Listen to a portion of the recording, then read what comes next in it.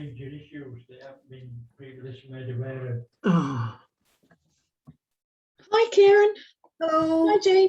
Hello. Hi, Jane.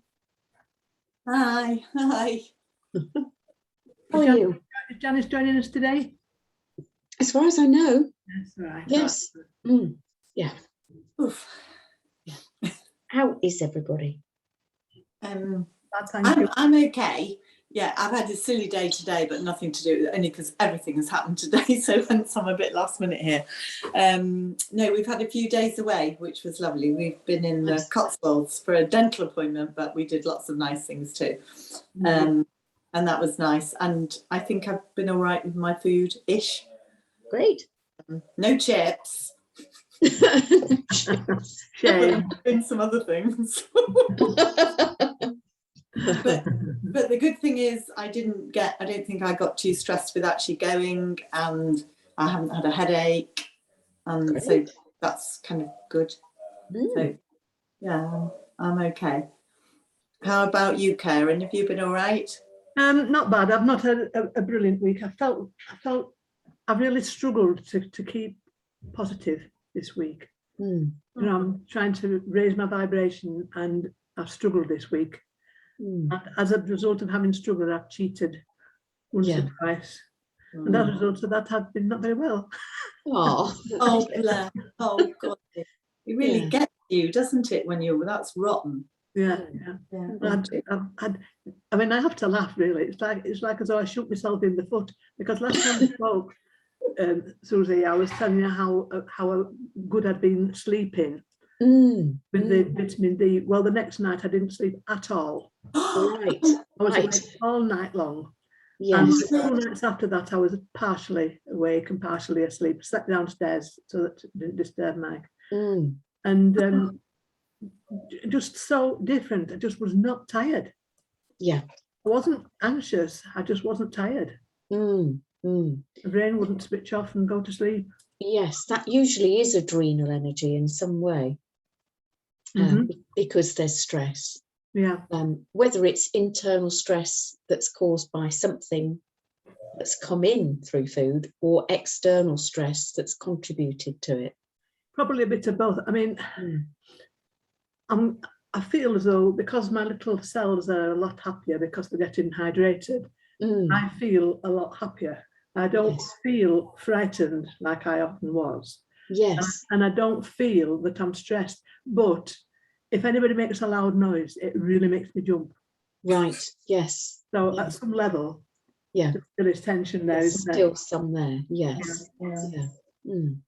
Well, I think, sorry, I was just going to say, Karen, I'm kind of like you with that. I was at the beginning, I was thinking, oh my Lord, am I going to survive this course when everything she said? And then now I sort of actually say to myself, okay, look, I've done this, I've done that. Are you all okay in there? And when I do my big thing of salady things, remember what Susie says, okay, so you've got this colour, you've got that colour, you've got this. And then I think if you have a little blip out, I think, come on, we've done quite well. Really. Yes. That is really the good thing. It's not so much to berate yourself for what you haven't done or what you've done that you think you shouldn't have done, as to, you know, really praise yourself for what you have done that is nourishing and hydrating. And didn't you say we were a full moon, coming up? Because last Saturday I felt a bit rubbishy, but I was a week early, wasn't I? Yes, you were probably on the quarter, I think. Yes. I don't know. The full moon is the 22nd, which is this Saturday. Yes. But last Saturday, I just don't know why. I just didn't have a brilliant day last Saturday. We were on the waxing quarter on Sunday. Oh, okay. It was, we had just had 3 days or 2.5 days of moon in Libra, which rules the kidneys and the bladder. But who knows, to be honest, at the moment, because so many things, isn't there? There is. There's so much going on. And I mean, I don't know about you, Jane, but although I'm long past my menopause, I still do get monthly sore breasts and slight emotional differences. Oh, crikey, do you know, I've never even thought of that. It's such a long while ago. Yeah, I don't know. I mean, I am a bit emotional and a bit anyway, but that has gone better. But I haven't really thought, is it in a cycle? I probably should, shouldn't I? So yeah, maybe that's, I don't know, maybe that's why last We've Saturday. got so many things that's not our fault. We shouldn't be crossing that section. We can't help that, can we? That's not our fault at all.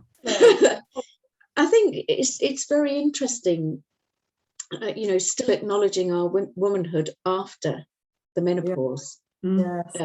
because it does take at least 15 years for all the hormones from the ovaries to wind down, and then the adrenals step in. So yes. But generally, following the menopause, we gradually work our way back to prepubescent levels.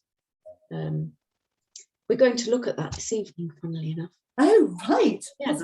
Oh, and I also got a buzz I went to, I don't know if you've ever heard of Westonbirt Arboretum in Gloucestershire. Oh, it's just fabulous. And we used to go there quite a bit. And because we've gone back to kind of where we were, we went there on Monday, and I can't tell you how wonderful I felt. And I thought, it's the trees. They're, and the sun came out, and that just made me feel fantastic. So that was being amongst all those negative eyes. Yes, because didn't you say that if you can't we obviously couldn't get to the seaside, but didn't you say that the forests and things are really good? So yeah, they are. Yes, absolutely. They've helped. Good. Fantastic. Yeah. Oh, being amongst trees is really enlivening. Good. If you don't mind, I'm just going to grab my phone and see if Janice has messaged, because I haven't checked it probably in the last half an hour. So we can talk about naughty things now. Only whisper.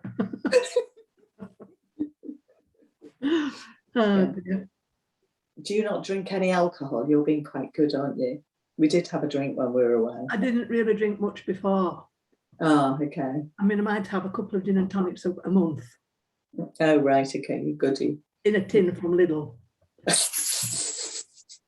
You ought to have one of my husband's amazing gins he does. Perhaps it would make me want them more. Yeah. No, I was quite good. And actually the hotel that we were at, the breakfast, oh my goodness, it was like Susie had gone and done the menu. Oh gosh. Yeah. I had what was it? Goji berries on something, and blueberries on porridge, coconut yogurt. Lovely. Wonderful. So the breakfasts were fabulous. And then I had a vegetarian thing, but not with the pretend sausages, because I can't be doing with those. No, I'm not keen. I don't mind Linda McCartney's burgers. Oh right, I've never had. They're nice. Oh, are they? She also does a pulled pork burger, and it's not pork; it's pretending pork. Yeah. But they don't. But they taste like meat. Oh, do they? Yeah. Okay. Yeah. Yeah, no, I know lots of people have issues with people who are vegetarian having things that taste like meat, but I miss the texture. Yes. Are you not eating any meat at all? No, I am eating some meat, yes. Oh, okay. And fish. Yeah, I eat chicken, but not a lot of other stuff. No. But sometimes, particularly if I'm low, and I've never been a beef eater, a steak eater, but I absolutely yearn for a bloody steak. Do you think you're low in iron? I always think if you need it. I very rarely, I can nearly count on one hand the number of steaks I've had over the last, 5, 6 more years. I have them very, very rarely. But sometimes do you wonder if it's because your body needs iron? Well, I mean, that's what I would think. But yeah, Susie would say we might have a different view on that. Well, very often, yes. We didn't know you were there. Sneaked in. Yes, no, I would agree with you. I would agree with you. Janice was on, it says she was last in WhatsApp at 10 to 7. Oh, So she's either. But she something's- hasn't left me any messages. Mm, So maybe she's. do you want to phone her? yes, I could give her a quick ring. Yes. Yes. And you might be put at rest, won't it? Yeah. Maybe something's cropped up and she's just had to whistle something.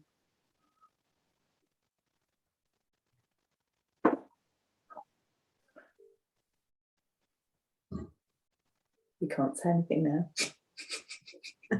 I feel like 2 naughty schoolgirls.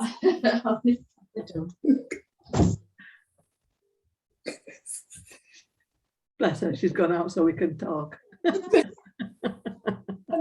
She's so lovely, isn't she? Yeah, she She is. really is. Yeah. Yeah. I have to say, I really didn't quite know when I started this, but I can't believe how much better I feel in so many ways. Yeah, I mean, I do too. I don't Yeah. feel better in some ways. Yeah, Some But it- some things are recurring, and yeah, but I know I don't always stick to the plan, and no. that's like my fault then. But then that's really difficult because you said that you treat yourself with kind of naughty stuff. and that's really hard if you've done that. I mean, when I say naughty stuff, like we had half a cream scone, we had a cream scone to share, Yeah, and I mean that's not that bad, is it really? no. Yeah, Nigel had some gluten-free cake. Oh, it was delicious. But I literally took, because I could nearly hear Susie on my shoulder going, "Mm." So I said, no, I did. So I literally had the teeniest bit. I said, no, Well, take it away. You see, if I was eating that because it's gluten-free, I would have eaten it all. But then I'm still thinking it's got sugar in it. Although actually, I think it was a sort of almond. It was really lovely. Mm, Cherry and almond or something it was. But I thought there's got to be sugar in here. So yeah, I do try to avoid sugar, but I know. sometimes Yeah. it sneaks in, doesn't it? It does. And also you've got to do your prep, haven't you? So actually last night I did a bit like a Birka muesli, which I always used to love, but all healthy. And actually What did you? like a What, Birka muesli, I don't know what that is. you it's oats and raisins and grated apple. Muesli. Yeah, but yes. a Birka muesli that Right. you can do in a bowl and it keeps. So but oh my goodness, it was. Then normally I think you put yogurt in it and apple juice. Well, I didn't. I put a grated apple in, and I actually soaked it in mostly water and then just a spoonful of coconut yogurt. So it looked, when I'd done it in the pot, I thought this looks grim, but it was absolutely delicious. And then and I put blueberries in it, really lovely. So that sort of stuff, I kind of think, oh, that's all right. But you just have to think ahead, don't you? Well, that's what I'm not very good at. I usually think I know. about what we're going to have for tea 10 minutes before we want it. Yeah. Well, because I've just been in and out, and today's been so nutty. Nigel's got to just pick up food a bit, but it's quite easy. So we always have something easy on a Thursday. Yeah. And normally it's omelettes, but the people, well, where I get my eggs from, just at the back of us, they've gone on holiday. So I've had to come. I haven't got it. So yeah, so tonight we're having prawn salad and stuff, but he's going to have chips. And I should really have cooked some new potatoes and I haven't. Right. So not sure what I'll have. Maybe. If I'm really naughty, yeah. But yeah, I think I've eaten, well, it was actually, don't often have that situation. My weight had dipped a little bit lower than I wanted it to. So actually when we were away, I thought, oh, actually, this is fine. If that extra pound or so goes back on, that's fine. So I'll just have to be careful now that I don't go and put that on and more now. Yeah. Why do you look so very well? Have you been in the sunshine? You always look so well. It must be just the lighting, because I look much pinker than you two. I think you look like you just had a holiday. No, it's still me underneath here. You've got Well, beautiful I think- olive skin, haven't you, Karen? Not really, not really. No. Well, it's got a little bit of sun on it at the moment, but you know my feelings about sunbathing, so it Yes, hasn't got yes, much on. indeed. You always look lovely. Yeah. Thank you very much. You do cheer me up. Because when you get older, you sometimes wonder whether you look like an old cronk, don't you? Well, you wouldn't know. Oh, you don't. Oh, goodness. Right, How is she? Yes, just back from Chester and a bit discombobulated, but she's going to try and join us on a phone in the midst of doing other things. And I said I'll let her in, and she'll try and watch as much as she can. Oh, at least she's all right. Yeah. So we'll get stuck in. Sorry? Such a busy life she has. Yes, that's right, especially at the moment. Oh, there we are.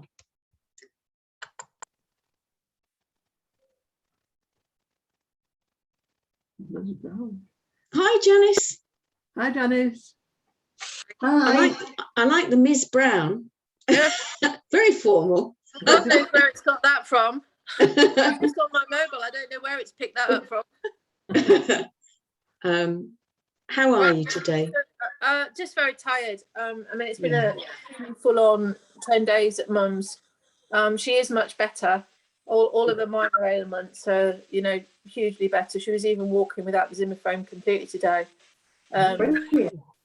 So, in herself, she's much better in her spirits and, minor ailments, but obviously on the deeper issues, that they can't be cured. So, so she's looking really good at the moment, and lots of people are calling, people are cooking the meals. So I've left her in a good state, but I needed to get away because it's so hard. Like literally the minute you get up, it's relentless, absolutely relentless. Things that she needs, all the services that come in, all the phone calls that come in, people that come to see her, it's just absolutely relentless. Yeah. So a bit of recharging Whitby now. Yeah, I've just got back, so and then we're gonna repack tomorrow and then go on Saturday for a week. Lovely. Lovely. That'll do you good. Yeah. Bit of negative ions at the seaside. Yeah, absolutely. Just the view's lovely, isn't it? See? It is. Yes. But we'll get stuck in and okay. Right, I'm going to put it on mute if I can work out how to do that, because I'm going to walk and pick up the... Okay, yeah.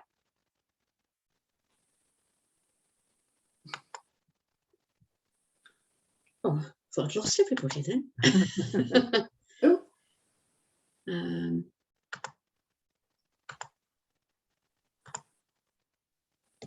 Okay. So this week is very much about femininity and balancing hormones, particularly after menopause,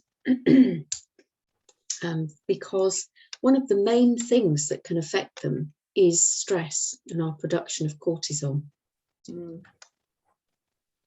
So just looking at conventional definitions, menopause is your last period.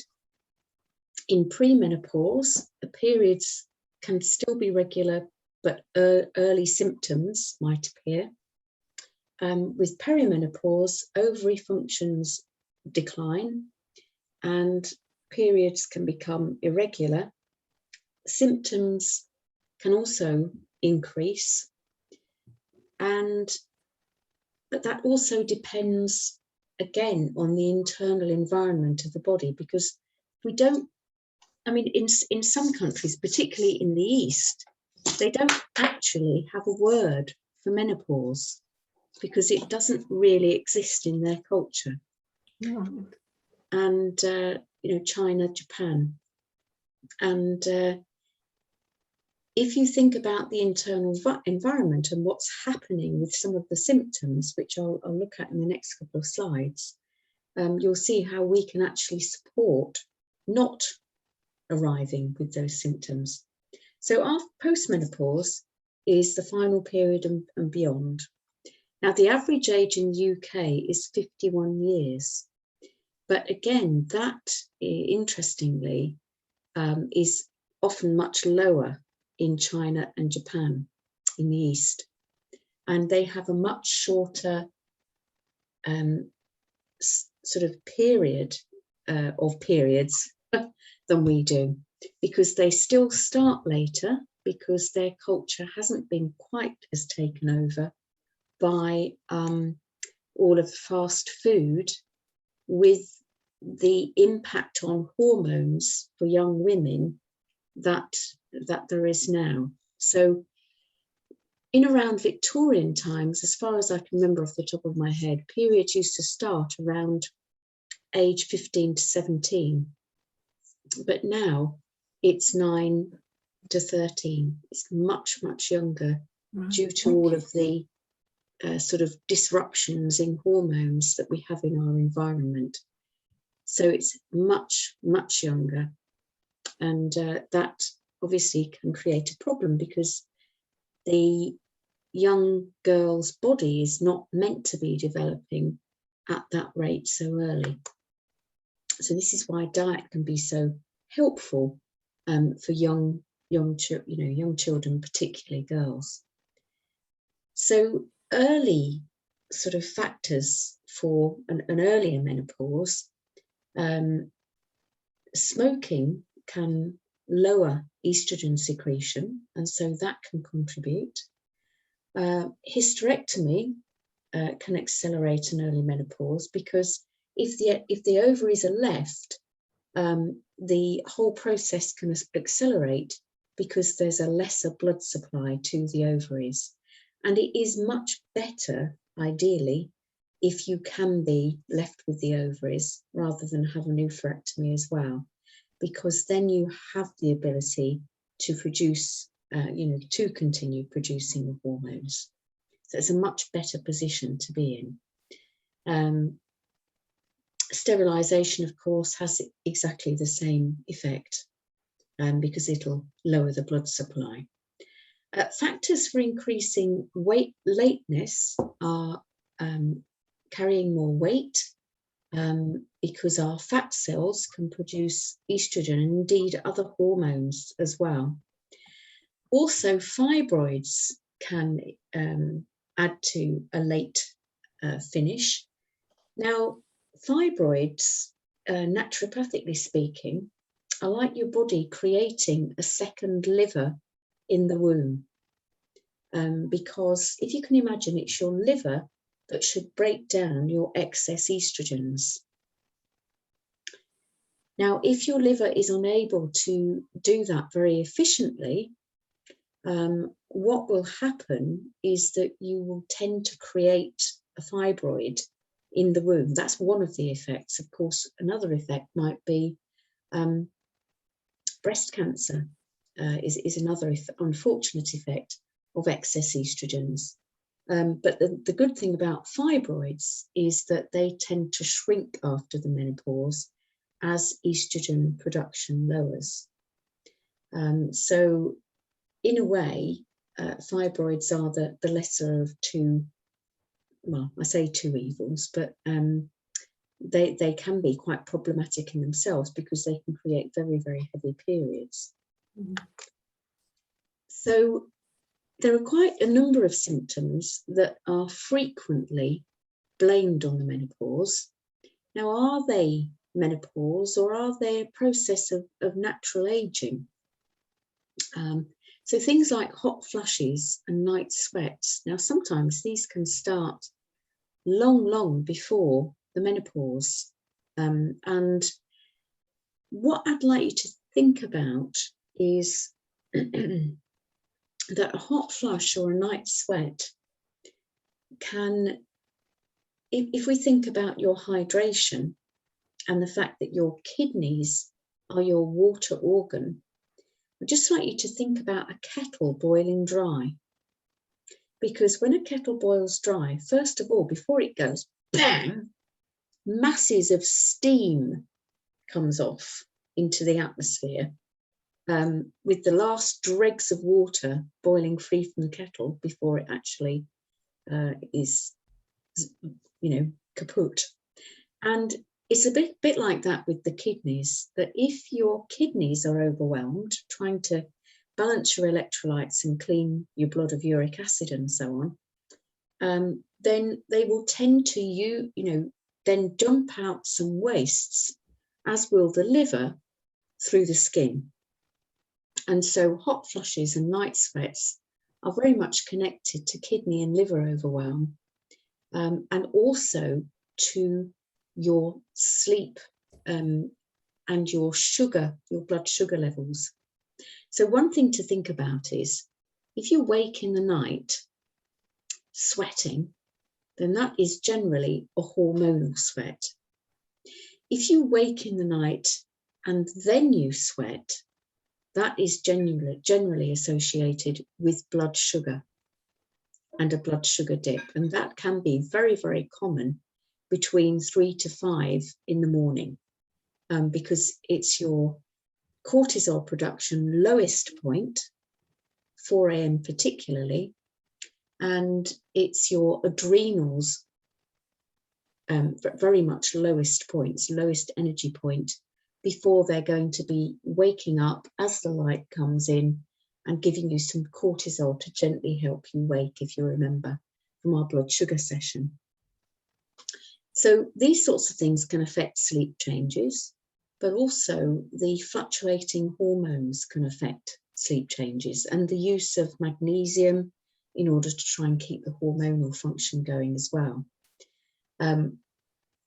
Can be more irritable, but this might sound familiar alongside PMT. The libido can decline, and we'll have a look at reasons for that in a little bit. Osteoporosis can become more common, and that's partly because estrogen particularly is one of the hormones that we use for keeping calcium on the bone.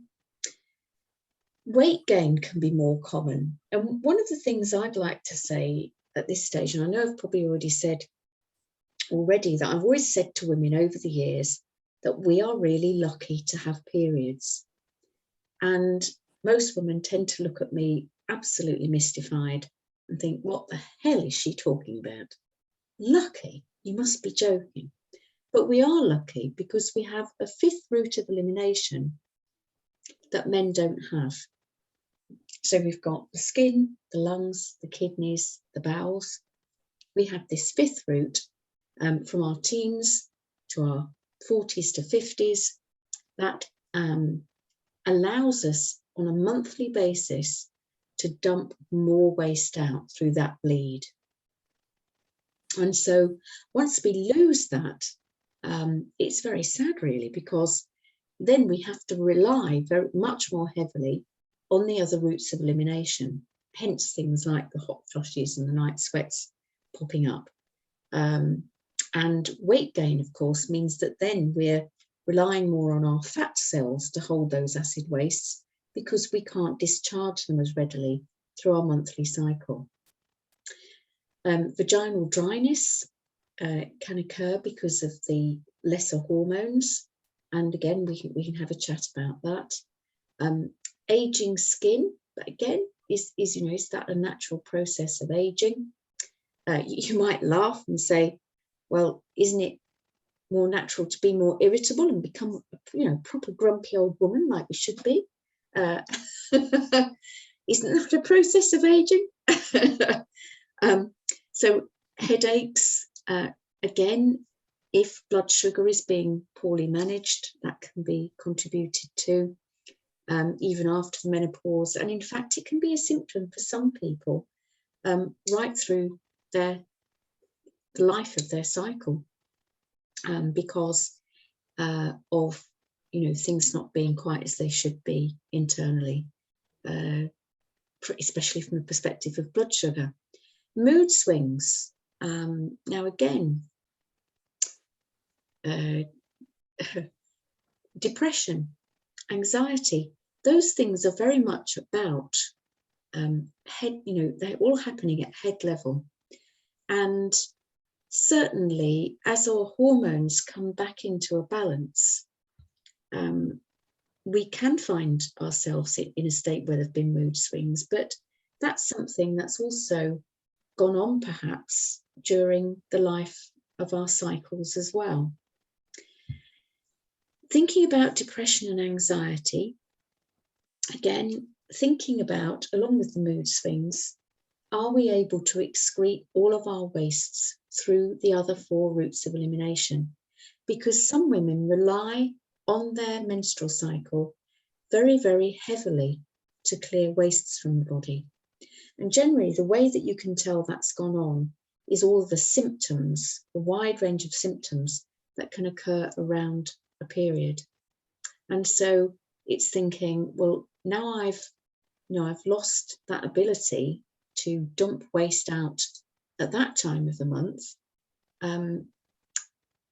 Where are those wastes backing up to, and how are they going to make me feel? Are they going to put more pressure on my kidneys, make me feel more anxious? Are they going to put more pressure on my lungs, make me feel depressed? And we'll have a look, I think it's next week, at the emotional pictures that occur with each of our organs. How much is that contributing to a lack of energy? Joint pain can be very common because, again, those acid wastes are building up around the joint capsules.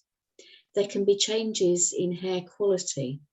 Some women experience hair loss. And again, it's thinking about the health of the kidneys again, particularly if there's a lot of stress around, a lot of anxiety. So then just a little bit of a comparison for you, looking at symptoms, of conventional PMT. There's some similarities there, aren't there, that you might recognise from the list we've just looked at. So, sometimes it's not so much that these things are necessary, the menopause, it's that they're more exaggerated because we've lost that release that happens. So many women, when they've come to me over the years with problems with their cycles, have said, well, I feel rubbish for a week to 10 days before my actual period. And then once it starts, I just start to feel better and better with the bleed, because all of that waste that has been building up in the uterus and cycling a little bit and contributing to the rubbish feeling is then exiting, and they feel so much better. So one of the things that's really interesting is that as our hormones decline, there is this myth of the asexual crone. Charming, isn't it? Not a wise woman, an asexual crone. I always like to think we're wise women by now. So estrogen, progesterone and testosterone get, far more interest than adrenaline and cortisol.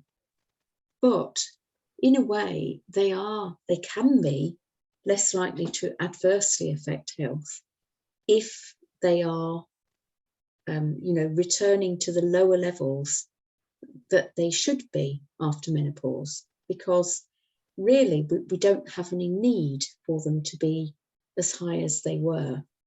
And one of the problems that we have is that there is so much estrogen in the environment around us, from the plastics, from manufacturing processes. It gets into the water from the pill, and that being dumped into the water being recycled. They reckon that London water is far, far worse for estrogens recycling, because there's such a high population in such a small area. So thinking about your ovaries and your adrenals, as I mentioned, your ovaries are gradually decreasing production of your your reproductive hormones. But then gradually your adrenals take over the generation of estrogen, progesterone and testosterone, and their precursor, their building block, DHEA. But the problem is, if you are very, very stressed, then your adrenals will be producing adrenaline and cortisol as well, and they have to prioritize those. The other three, will get booted to one side.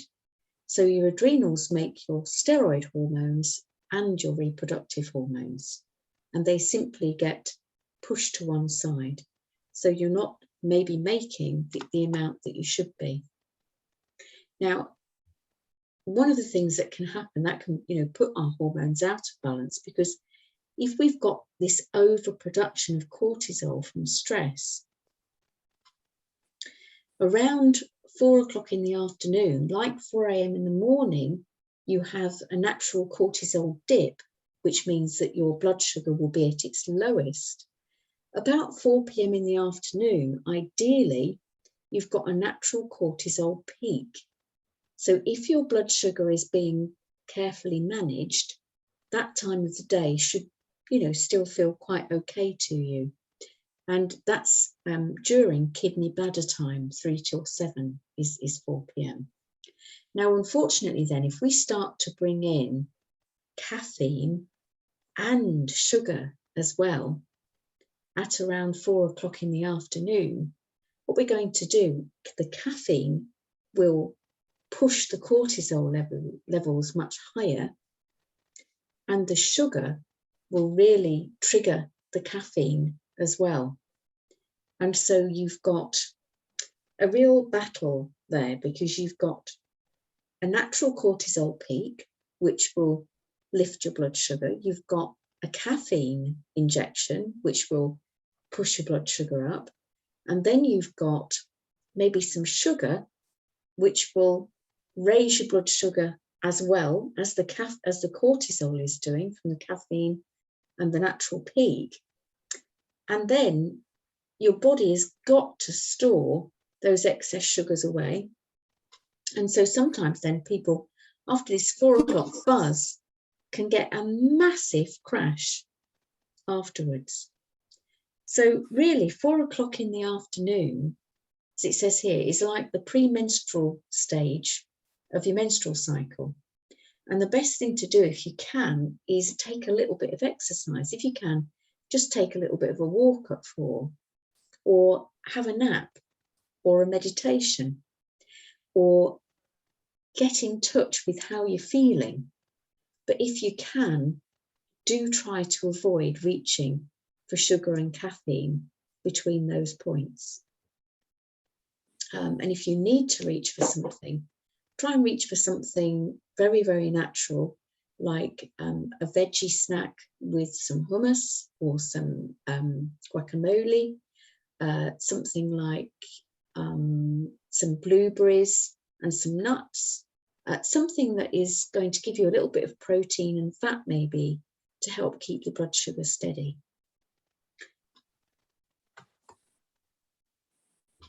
Now, one of the things that also happens after menopause is that we can get quite a change in our gut flora ratios. So there's some research they've done looking at how some gut flora can really drop down quite low, and others that are not so beneficial can increase. And that can also be affected by things like estrogen levels in the body. And so we've already mentioned how crucial gut flora are, because they produce about 80% plus, 80 to 90% of your serotonin. And serotonin is your so-called serenity hormone that helps you sleep well. And you need, for serotonin, good sources of tryptophan, one of your amino acids. And actually chicken is a good source of tryptophan, but also you need several of your B vitamins, B5, B6, B9, B12 and choline. Now then, melatonin is made partly from serotonin, and melatonin is your your sleep neurotransmitter. So you've got a few things going on. You also need magnesium, and magnesium also relaxes the muscles, pushes calcium into the right place to calm your central nervous system.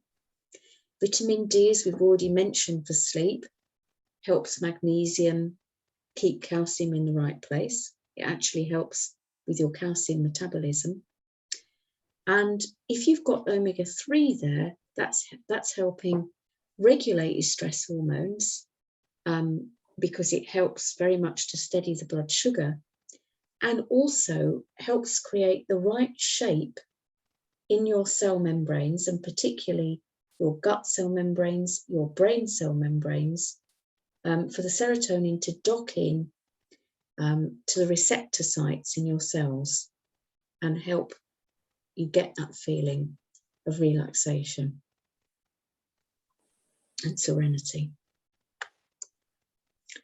So one of the worst things, of course, as we've already mentioned, is phone and computer, iPad, all of that, all of the screen time. Some people find blue blocking glasses help. 2 to 4 hours of low blue light, when really what we need at that time of the evening more is an amber colour. And melatonin production, for you actually to be producing melatonin properly, and I think this is one of the difficulties we have, because so many people now, like we do actually, have a street light right outside of the house. And ideally, we need total darkness for good melatonin production. So this is why, you know, what do you call those blinds? Blackout blinds, thank you. Blackout blinds are really helpful if that's what you've got. And, you know, good thick pair of curtain and linings. Also, I know, as I've already mentioned, if you can get your electromagnetic frequencies switched off, because they also disrupt your omega-6 metabolism, and they disrupt your calcium channel in your body, which contributes to that disruption of sleep, particularly in the nervous system. So thinking about hot flushes and night sweats, obviously one of the most important things is sipping 4 pints of water daily and cutting down on stimulants. So one of the things, sorry, just have a scribble. Sorry, any questions so far? Now, hopping onto a slightly different bit.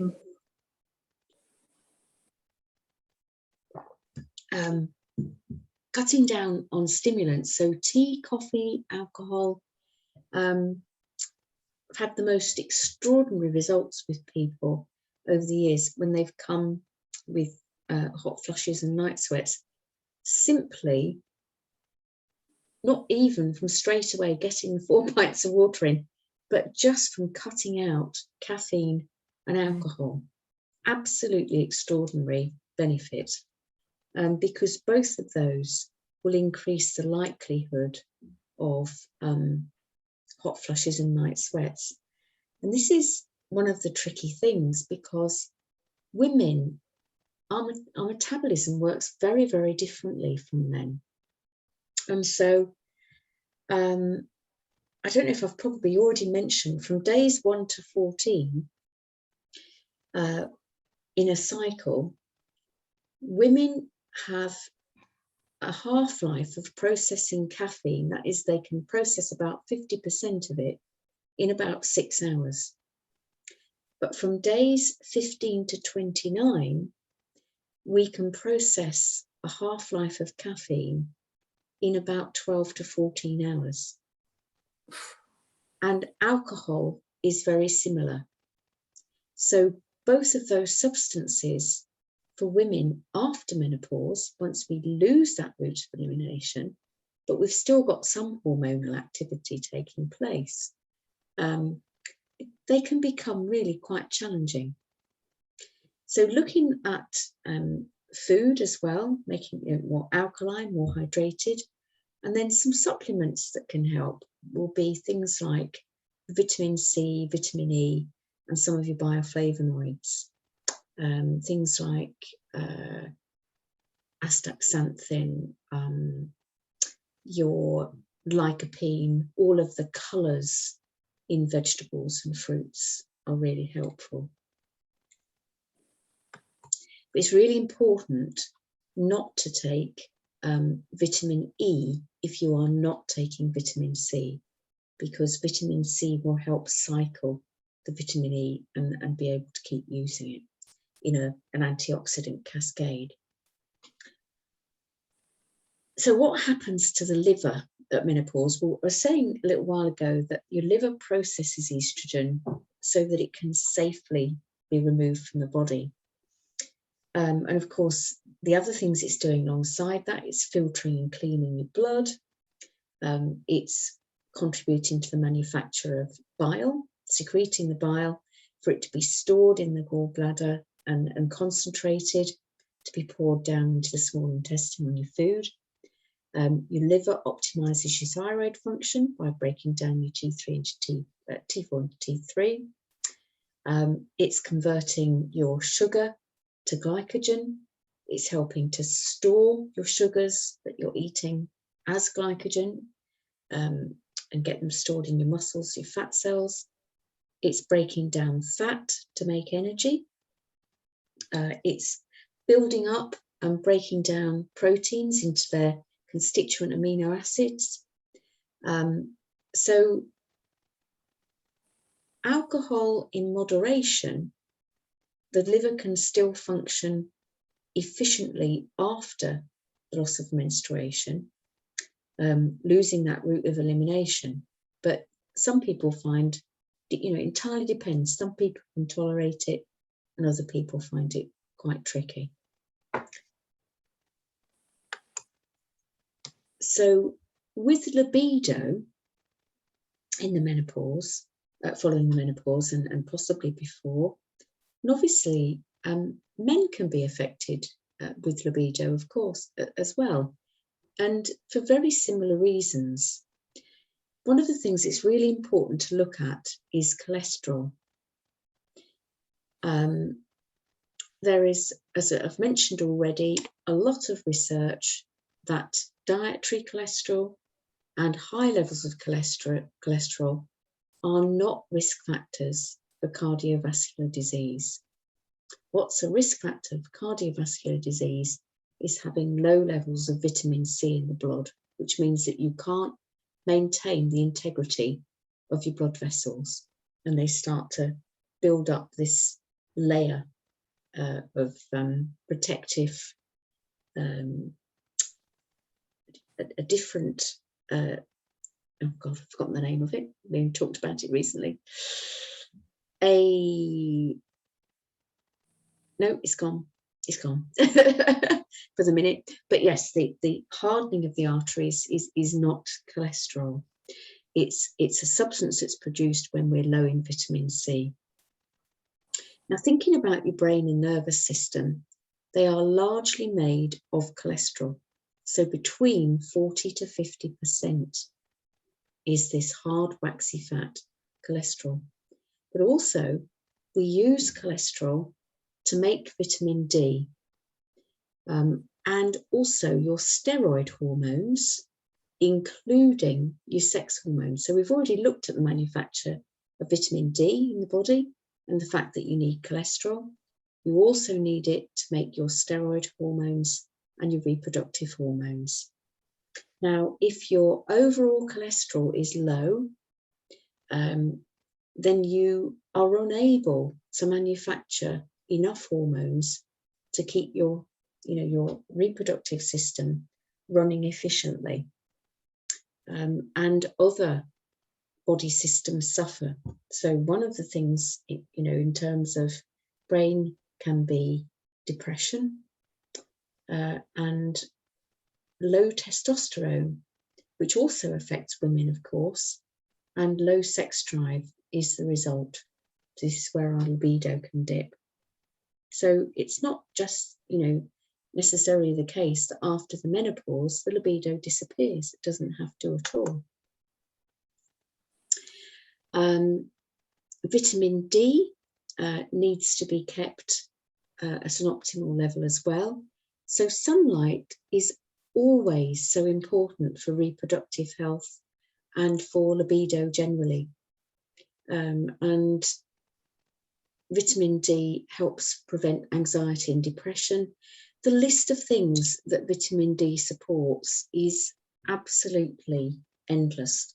Pretty much every health condition that you can think of can be supported by vitamin D. Things that you perhaps wouldn't even think about, like MS, which I think we've mentioned recently, nervous system conditions. Obviously, depression and anxiety you think about perhaps because of the lack of light and the conditions SAD in the winter. But it is so important for many, many other conditions in the body. And again, another thing might be worth doing a session on is just vitamin D itself. So low cholesterol and low vitamin D are both libido killers as well.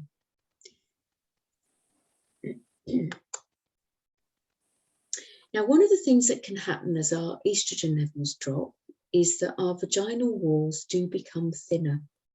And this means that actual intercourse can become more uncomfortable. Unfortunately, then the blood flow can become more restricted and there's less lubrication. So it's thinking about as well also the fact that just like your digestive system, we've talked about all the little goblet cells in your digestive system, any mucosal layer that needs to be moist has these tiny little cells in it that are going to be producing the moisture that's needed to keep everything lubricated. And I know I've put use it or lose it there, but one of the things that obviously does help continue that lubrication is the continuation of the relationship. But it's thinking about the fact that estrogen levels falling also affects the bladder lining and the urethra. And so it all can become thinner and drier. And there are several things that can help. One of them obviously is hydration, having the water available there to provide that moisture. But one of the biggest things that I've noticed with women that helps over the years is linseed tea. It is enormously helpful because of the way that it increases hydration in the body. There's also a supplement particularly, which is an essential fatty acid. Now you can make it, obviously, if you've got omega-3 and omega-6, you can make all of your other omegas, but you can also provide a little bit of additional support at the menopause and after with omega-7, which is made from sea buckthorn berries, this beautiful oil at the bottom here. You can see how rich in colour it is. Omega-7 and the antioxidants that are in it, and the antioxidants in the foods above, your vitamin A, vitamin D and vitamin E, all help contribute to reducing vaginal dryness and discomfort. Things like your avocados, the lovely fats in those as well. But omega-7, sea buckthorn oil, 1 to 3 a day of those. Often it's better to start with 3 and then lessen the amount as you go along till you get to a sort of maintenance amount. And omega-7 is really helpful, not only for vaginal mucosa, but also any dryness of the eye mucosa as we get older. So they're fantastic for dry eyes, are sea buckthorn berries, and the oil from them. Now, another thing that can be helpful is to have natural plant estrogens coming along with the diet. And so, of course, in Japan, they have a lot of these natural phytoestrogens. We want a good proportion of the unsaturated fats, and things like your golden linseeds obviously are high in your unsaturated fats. There's no dairy in Japan. They have a good intake of their oily fish naturally. They're a coastal country, and very high intake of oily fish. And the foods that are high in estrogen, phytoestrogens, are derived from soy. Now, really, there are some that are better than others. And so what I'd like you to think about is that, firstly, any soy produce, if you're going to consume it, should be not genetically modified. And France, if you see any French products, they are the best, absolutely the best quality, because they have not allowed any GM produce in their country. And there is a make sold by Abel & Co., the organic company that do deliveries. Just can't think of the name of it at the minute, but it's a green pot, and they do a plant yogurt. And again, it's very clean in the sense that the only thing in it is their organic soy milk, and there's no corn starches, there's no rice, sugars, there's nothing else added. It is literally the bacteria, the soy milk, and the water obviously content. Now, things like miso, tamari, and shoyu are also made from soy. But the lovely thing about these products is that they're fermented, and tempeh and natto are fermented as well. So tempeh and natto are a little bit like a sort of fermented tofu, and miso is a fermented paste made from soybean, and that can be a nice addition to. Have I shared a chicken noodle soup already? No, I've just made chicken noodle soup my style today. Right, yeah. Nice. That's a really easy one. If you do cook a chicken and then you make a lovely stock from the carcass, you just saute onion, garlic, and ginger. You add your lovely chicken stock along with a tablespoon of tamari or shoyu, a tablespoonful of miso, and preferably, really good quality naturally fermented miso, and then a tablespoonful of a good quality peanut butter that's literally just peanuts. And then you can add any veggies that you want. So, maybe peas, spinach, anything like that. You can add some rice noodles or some buckwheat noodles, and then dish it all up into a bowl. And that's really lovely. I've got a photo sequence of that, I think, on the Facebook page, so I'll share that one. And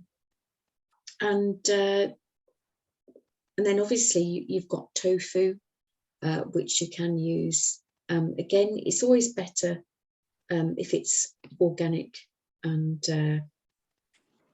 you can use silken tofu, organic tofu, and things like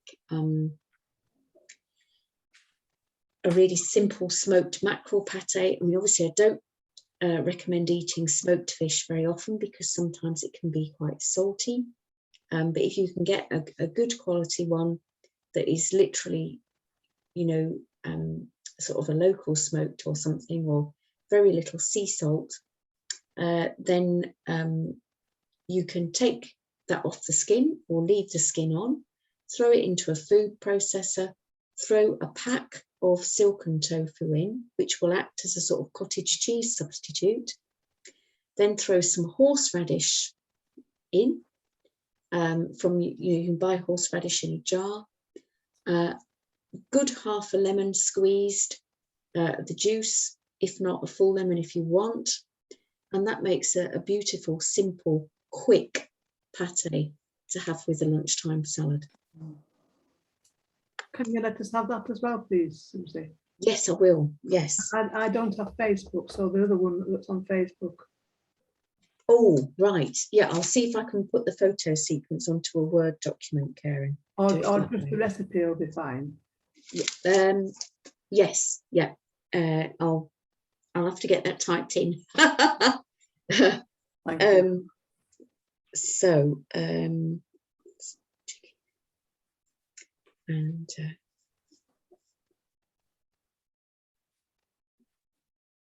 so then there's some other foods rich in phytoestrogens.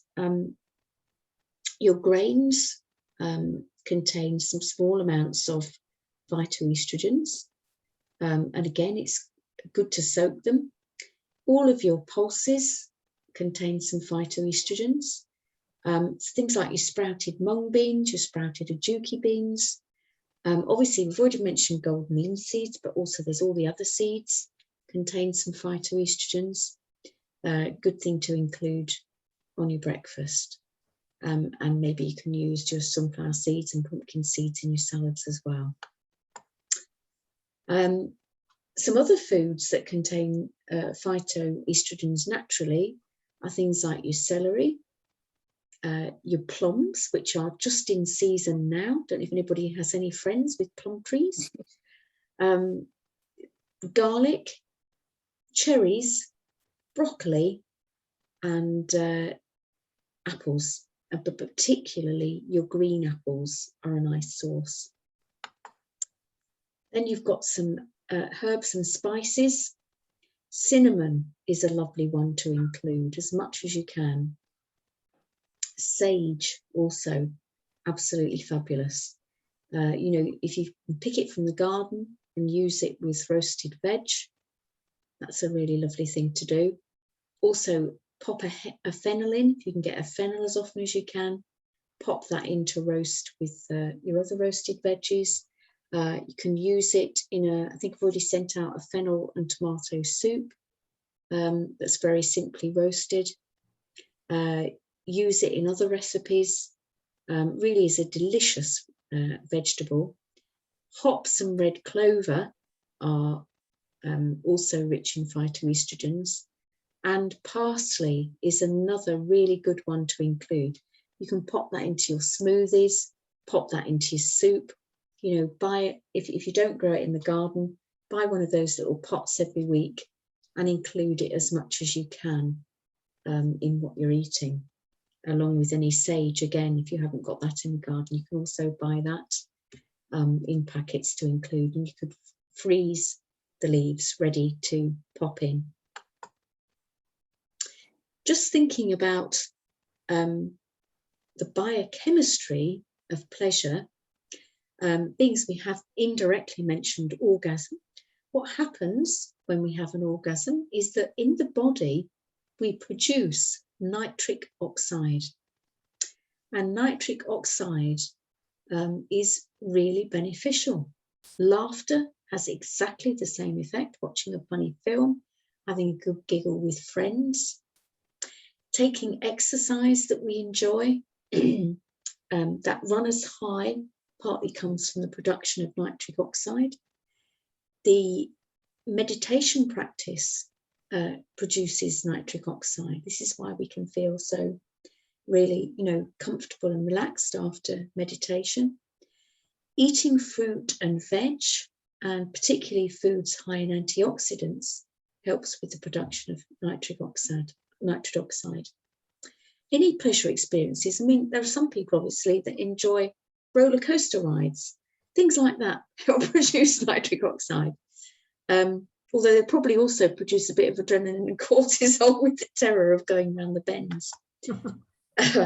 So the release is usually very short-lived, lasts a few seconds, but it triggers a huge chain reaction of feel-good chemicals in the body, which give the energy a lift and provide that sense of relaxation. And the lovely things that happen when we produce that nitric oxide are that our blood vessel walls relax, they widen, and we get an increased blood flow to every part of the body. Other effects of nitric oxide are that it helps the anticoagulation, the anti-clotting of our blood, which helps prevent strokes. It signals white blood cells, which help fight infection and destroy tumours. It helps balance our neurotransmitter levels, like our serotonin, our dopamine, our acetylcholine for good memory, our melatonin for sleep. It also helps reduce inflammation at a cellular level. So all the results of that are that we get soft, flexible, wide blood vessels. That improves our circulation. Your body functions much more efficiently when you've got good blood flow to all parts of the body. And long-term helps us avoid serious illness and disease. So nitric oxide is almost like the opposite, along with things like our oxytocin, our cuddle hormone, which we produce when we cuddle closely with babies, with other adults, with children, a cuddle hormone. Then you've got also nitric oxide. All of that helps us avoid serious illness and disease and helps combat the effects of adrenaline and cortisol. So Herbert Benson, an American doctor, looked at neuroplasticity and what allowed new neural pathways to be made in the brain. And nitric oxide is one of those things, because as we get that peak experience of ecstatic flow, it opens up these new neural pathways. We get new information pathways in the brain, new habits of mind, which can come from that neuroplasticity, even as we age, changes the dynamics of human belief. We're more creative, and it can sometimes be quite a spiritual experience, particularly with things like meditation, with all of those lovely effects of the nitric oxide. If we're depleted in it, then we're more likely if we're in a state of anger, if we're in a state of grief, if we're in a state of fear, to deplete ourselves of nitric oxide. And that can contribute, of course, to the endothelial lining of the blood vessels being damaged by the stress and physical toxins that can back up in the body when we're very stressed. So then, unfortunately, the body struggles to release the nitric oxide that helps reduce all that free radical damage. And if we're using our cholesterol to make our stress hormones, just a tip, there's not much left for sex hormones. So being an ageless, healthy goddess is what we're aiming for. So feeling righteous anger when appropriate, but ideally not living in a state of anger, so that we're able to get in touch with our joy and compassion, so that we can release grief and resentment from the body. And that's so much easier when we're hydrated, because we have water for our tears, and we have the ability for the freedom of movement in our body, not only for acidic cellular wastes, but also for emotions, you know, that are needing to flow through the body rather than get stuck in the body. And having, you know, one or two good wing women, one or two good friends who understand us can be really helpful for that. So that all helps with production of nitric oxide, and more benefits, balances our endorphins, our feel-good chemicals, our neurotransmitters, dopamine, serotonin, our oxytocin hormone, our DMT from the pineal, that help youthfulness. And our cells throughout the body can produce and receive nitric oxide and help create that feeling of agelessness. And most often, most of us will feel like really the being inside of us is ageless. So it's allowing the body to feel as ageless as it possibly can as well, by getting in touch with all of these things. Food high in nitrates are things like garlic, your spinach, your green bok choy, arugula. Celery is amazing. Cress, chervil. This is why I'm always banging on about celery, I know, but it is just totally amazing for all sorts of reasons. Cress, chervil, lettuce, beetroot is fabulous. And also nitric oxide regulates insulin, which will help with steadying your blood sugar and your energy. Nuts and seeds are great from the point of view of nitric oxide because they're high in arginine, one of your amino acids, which contributes to the production of nitric oxide.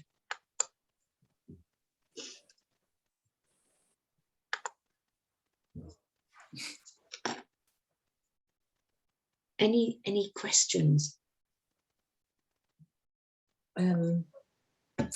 No, I'm just, yeah, some of it obviously I feel, crikey, we should have known this before. Yes.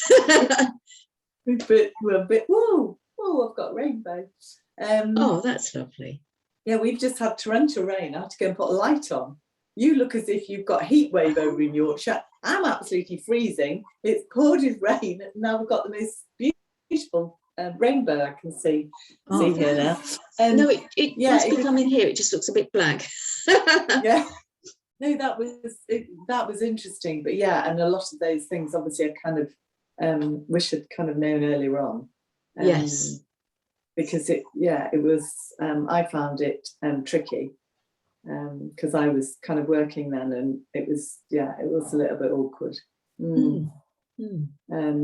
But yes, all those things I shall pass a lot of that on to my kids because I think it's really good to kind of know. And yeah, celery, my mother-in-law who lived till she was about 95, 96, she used to make a beautiful celery soup.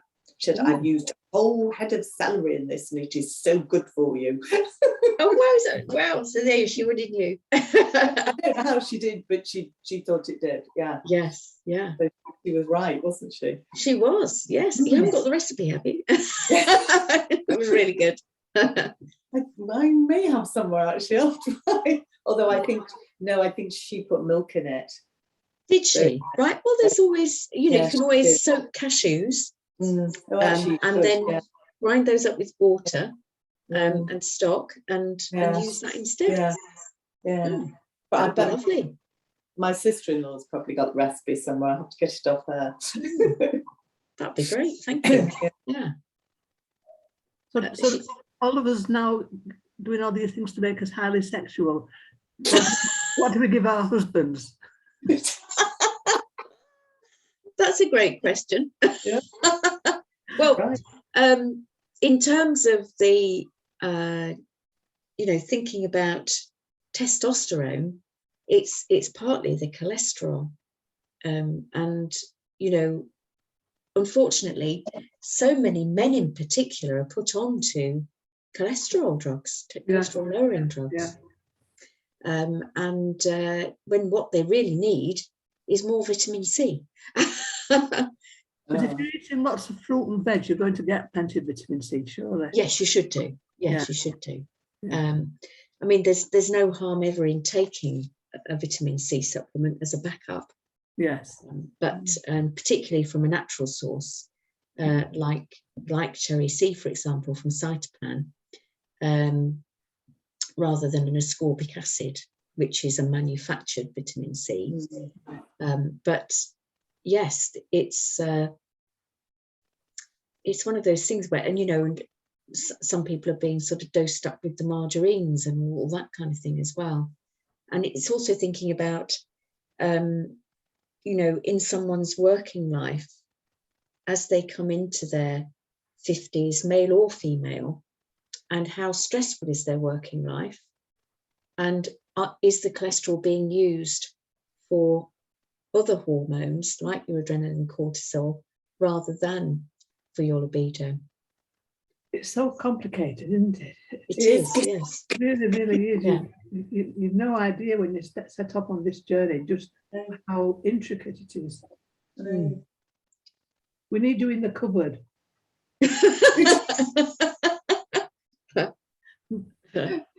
Pushing all the food. That would be a good session. Susie, what's in the cupboard? The confession, did you say? No, how to plan your cupboard, what to have in it. Oh, I see. Right. Yes, that's a thought, isn't it? Yeah. Do a convention, a sort of helpful cupboard. Yeah. Yeah. I'll bear that in mind. I struggle to manage mine very well, so yeah. Right. I'm going to go, Susie, just because this curry is going to get frozen. Yes. It's been sat here an hour now. My daughter and I. Yes, absolutely. Yeah, Get stuck in. Yeah. So Bon I'll catch you appetit. tomorrow at half That's 5 right. if I remember. All Hopefully I right. will. Text me if I don't. See All right. you then. Bye. Bye. Cheerio.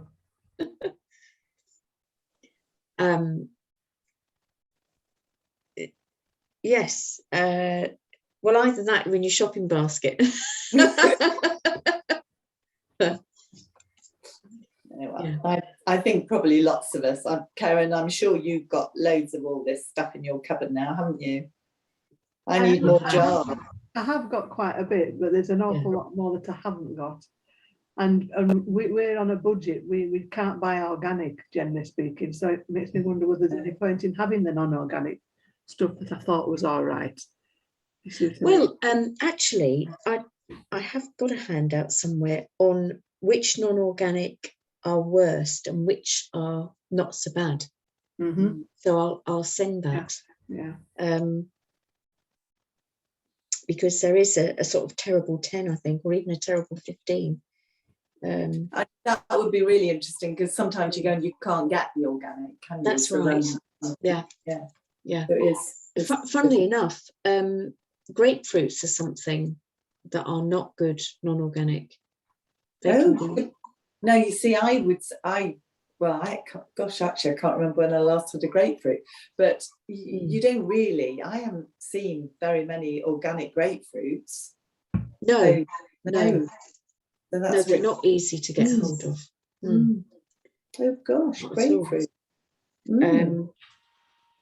But yes, I'll send that list out as well. Yeah, that'll be really good. That'll stress me even more when I do my shopping. Oh, sorry. I always think, oh my golly, I can't get this organic. The main thing is, you know, to think of it in balance, which is that for the most part, I mean, Karen, all the lovely veg that Mike grows that you said. I mean, at this time, it's okay, but it's not all year. No, but you know, on balance, when you think about that and the fact that you don't use any produce, then that makes a difference. Yes. Gosh, you're lucky if you've got all that. Can you freeze it? Yes, I can. Yeah. So that's really good if you've got too much and you can freeze it. Yeah. Yes, I do. Yeah. The only thing I some of the herbs that I'm thinking, well, they've just got good water. So they're obviously organic. So I've got my sage and my parsley So I've got those in the garden. So but that's all I've got, because we've just, it's awful here. We just have too many bunny rabbits everywhere. Ah, right, yes. It's absolutely impossible. They've eaten all my salvias, bar the big ones. Oh, I wow. thought, what's eating all these? And it's all the bunnies. So it's just, it's a bit hard here. It's quite depressing when you do something and the rabbits have all got it. But my herbs are fine because I keep those somewhere else. Mike's just grown, I think it was 40 sweet corn plants. And Oh my! all just coming up to ready for picking, and the rats got them. Oh no! Yeah, there's chickens, on the allotments, and wherever there's chickens, there's rats. And they've just climbed up and then just munched all the cobs. Oh, that's so sad. They did it the year before last as well. We didn't grow any last year. So yeah, I'd have been almost heartbroken he was. Oh, I would have been. Yeah. Oh, Yes. poor thing. That's awful. So, Yes, they must have been looking out for when they were ready. yeah. That's Mm. awful. Can you get like what do they call those little, like a coal frame or something? What do they call those? Well, Like they were very tall, though. oh, of course. Yes, you can't do about that. 6 foot tall, I think. Oh, that's So it awful. wouldn't be easy to do that. No. Oh gosh, and sweet corn, that's so fabulous. I know. I mean, it's so special, isn't it? Oh, I love it. It's so much more special than buying it. Yes, Because- yes. It is such a, yeah. Oh. Yes, it was rather sickening. So Yeah. just make really some beans, lots and lots of green beans. That's what. Well, there's nothing better than proper Englishy green beans and stuff, is there? I love them. Mhm. I had some beautiful ones in my veggie box the other week, and even grumpy other half do something up with this because this is all very green. He actually said these are really nice. So and they were lovely. So you must have some lovely stuff when the horrible rats and stuff don't get the other things. Yes, I don't seem to be bothered about green beans, thankfully. Well, they're very stupid, aren't they? Because they're lovely. There's a couple of lovely dressings actually with green beans. If you do a lemon dressing and then add some paprika and a little bit of tamarai or shoyu, and sort of spice it up a little bit and make it a bit darker, and then pop that on the hot green beans when they're lightly steamed, and chop in cherry tomatoes. That's a lovely combination. That sounds lovely. And then again, you could make a lemon dressing with half, because if you do them each time with half a lemon, just make a small amount, enough for the dressing, for the beans. Make half a lemon, enough olive oil, and then add a good teaspoon to a dessert spoon of whole grain mustard. Right. Usually dessert spoon is better. And then pop that over your hot beans. That's lovely. Oh, really nice. Really nice. I might jot that down tomorrow when you come. I love all these the dressingy things. I love all that. I've got some really lovely oil and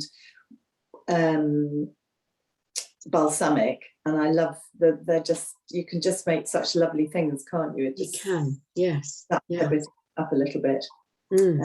I better go and knock one up now so we can have it with the prawns and everything else. And I might go in the garden and go get some parsley now. Yeah. I keep forgetting my parsley. I didn't realise that was such a good thing as well, because you can just put it on anything, can't you? It's amazing. And if you come to winter, I don't know if yours finishes in the winter and you replant it every year. But the roots of parsley, if you pull up and clean the roots and pop those into a soup, they're really good for you too. Oh, really? Oh, gosh. I've actually, to be honest, Nigel did it for me. I've run off all your recipes. Oh, wow. I have them all in it. Well, it was on my phone or something, because it doesn't go, they're not sort of on the iPad, I only get on my phone. And I thought, I can't do this. So I kind of copied them into somewhere else and everything. Anyway, he's run them all off for me. So now I have a little thing of your recipe selection. I might be making a book. Yeah, I need to do that. Yeah, I do actually. Yeah. Because I've got a recipe thing from, I've forgotten who it is, from a book that you could have done a much better book. And I have to say the recipes, they're not, I don't think there's any of the recipes, well, maybe an odd one or two views. These are all much nicer. So, Right. so in your spare time, there's something we need your recipe book, and that would be brilliant. Well, I've been threatening to write a look after you book for years, so Oh yeah, that would be, yeah, that with would be some super. recipes. So Yeah, and just I've got a few little things that obviously I will just ask you in the morning, but just one thing, just while I think, when we kind of get to the end of this, what happens? Yes, I've been wondering that. Yeah. yeah. Well, if you want a session, you know, every now and again, just to sort of check in, then I do one-to-one sessions. But what I really want to do very soon, as Janice mentioned, is do a session, and this is really cheeky of me, so I'm going to mention it anyway, is do a session on stress, and, you know, just on that, and invite the people who've done the energy journey this year, and then ask them if they would like to recommend me to somebody to do the energy journey. And if anybody joins up, I will be giving a gift of a little book to those people whose friend joins up. I know that probably sounds really cheesy and salesy, and it's what you should do anyway. Is you've got to be slightly commercial, though I would think that's very against everything that you do. It's very hard. It doesn't come naturally at all. Even just talking about this, I feel embarrassed. Yeah, I probably have got some friends that would maybe be interested, although I don't know whether they'd stick it as well as we have. We've done well, haven't we? Yeah, done well, yes. I mean, I don't think I would have joined if I'd known how hard it was going to be. It's funny, we had some good friends for lunch last weekend, and the food I did was probably mostly food I would have done normally, but there were some things that I was not going to have. So he happens to love cheese. I love cheese, but it doesn't like me, and I certainly haven't had any now. So my friend Ashley, she wasn't hugely supportive because there are a couple of things, and she goes, "Are you not having that?" So I go, "No, I'm fine. I don't want to have that." And she said, "Oh, so this is one friend who certainly would not." She said, "Oh, I don't know." She said, "If you can't do all these things," she said, "it's not much fun, is it?" I thought, "Oh, you'll be really supportive." So I said, "Actually, I don't have a problem with this at all. You know, there was nothing that we had vegetables, potatoes, salmon, perfect, had everything. So it was just when it came to the pudding, I did loads of fruit, and I think there was a tart thing. Well, I wasn't going to eat that, but then often I wouldn't eat that anyway. Yeah. So she just thought that was a bit. So I said, "No, it's absolutely fine." So I think you've just got to get in the right mindset, haven't you? So, you have, yes. It is very much that, and it's, you know, some people it takes a long time to come around to it, and other people think, right, wow, I feel amazing, I don't want to eat that. No, well, you kind of think all the good stuff we've done. I thought actually in so many ways, exactly as Karen said, there's a few things that maybe you don't feel quite 100% yet, but there are a lot of things that are so much more positive. Now, actually, I don't want to go backwards. You know, I don't want to suddenly then have something and think, "Oh, Craig," and then that would stress me because I would think, "Oh, I really shouldn't have had that." That's right. You know, you've just got to stick with it, haven't you? Yeah, and it is what you do 80 to 90% of the time, and being kind to yourself when you are stressed and busy. And no, that's better. That's when it's hardest, isn't it? When you're stressed and busy. That's when it is. So Yes. It takes so long to prepare food and things like that. And Yeah. you've got to think about it the day before, which I don't. Yeah. yeah. It's always having something there. So Yeah, you know, if you get a yeah, you get a bit of a I mean, when we drove home yesterday, I nearly had an issue because we hadn't got any lunch. We're going to stop and get, I'm going, whoa, what can I have for my lunch? So we actually stopped at Waitrose and I got carrot sticks that were already done, which we'd never buy, but I hadn't got anything. And we were literally having it in the car before we got back on the motorway. I bought hummus already done, the extra virgin olive oil hummus, which is, I think, the best organic one, the best I could buy, other than obviously doing your recipe to make it. So at least I felt, you know, kind of got through that a bit, because that's the sort of thing that's quite hard, isn't it? Yes, it is. Yeah. If you've not got stuff with you. And you're on the my road. fallback menu is a nut stir fry.